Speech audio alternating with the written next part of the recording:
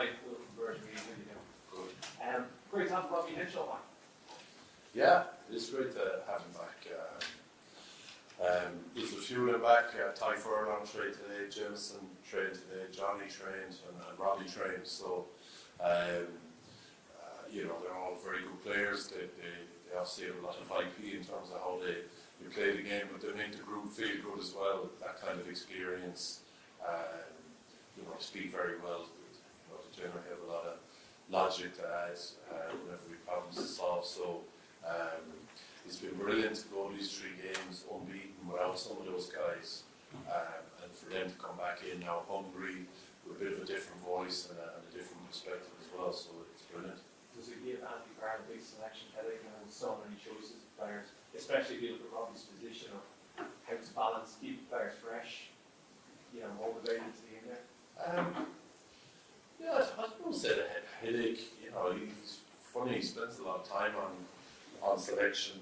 You have his laptop open in front of us for a half a day with teams and squads in front of it, and we end up doing a whole lot of different bits of work. But in the back of his mind, it's all about selection, and it's an important part of the job for him is rewarding people in the right way and rewarding people that have stepped in and done well. And very often, by the time selection comes around, he and we are very clear. And it's one thing the lads have been very good at is when they haven't gotten picked, is I suppose rowing in behind, preparing the group, waiting for their chance. Peter Manny had to do it for a little while. Jack Coleman is in that position now, and he's been absolutely outstanding for us. Going from first choice and going on to the bench. So it's a great position for us to be in, because when we have that competition, we train better. I think we prepare better, and we're a better side on Saturday. So it's a great position for us to be in. And guys understand that their chance will come, and when their chance comes, they have to take it. Is this one of the strongest Irish squads of all time? As in, Andy has kept talking about the strength and depth. That strength and depth has now really been tested with injuries over the past 2 weeks. Players haven't come in, the level hasn't dropped off at all, it seems. Yeah, I think the way the guys prepare is gone to a whole new level. I think, certainly the front liners, but when you go down along, you're realising you have some real quality players, but also some real quality professionals as well in terms of how they go about their business,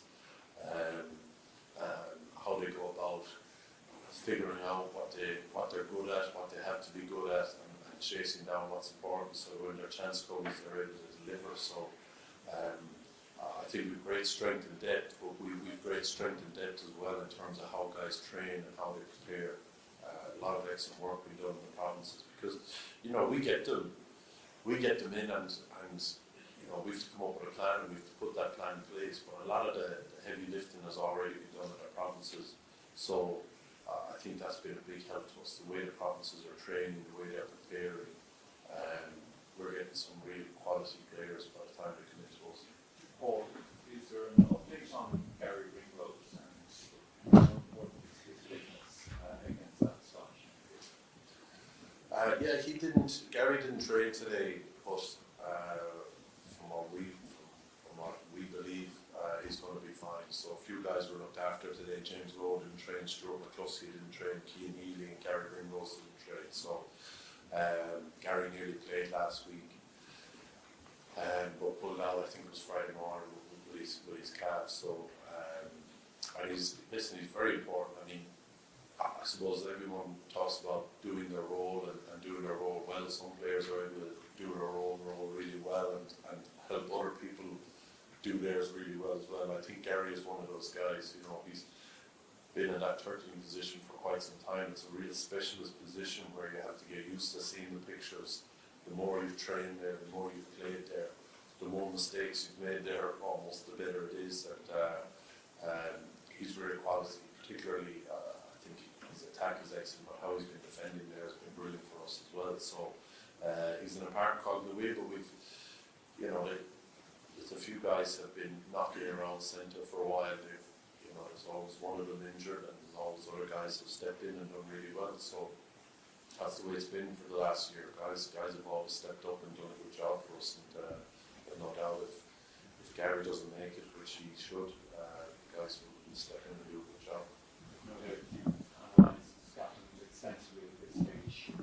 Are there a number of players that you're focusing on, particularly in Russell, and one man that I would have in mind as to who's in and how he's playing the game and seeing those passes into play? Yeah, he's an excellent player, and you probably have to accept he might catch it once or twice. That's part and parcel of the game. I think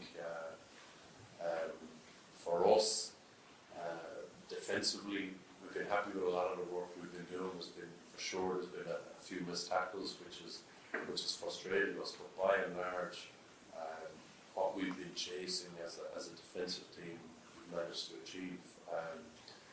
And it's about continuing on with that next week and not necessarily focusing on any individual players. I think you have to have certain principles in place in terms of how you defend. If you start cramming in a week because one particular player is playing, I think that leaves you in a bad place, and we won't be doing that.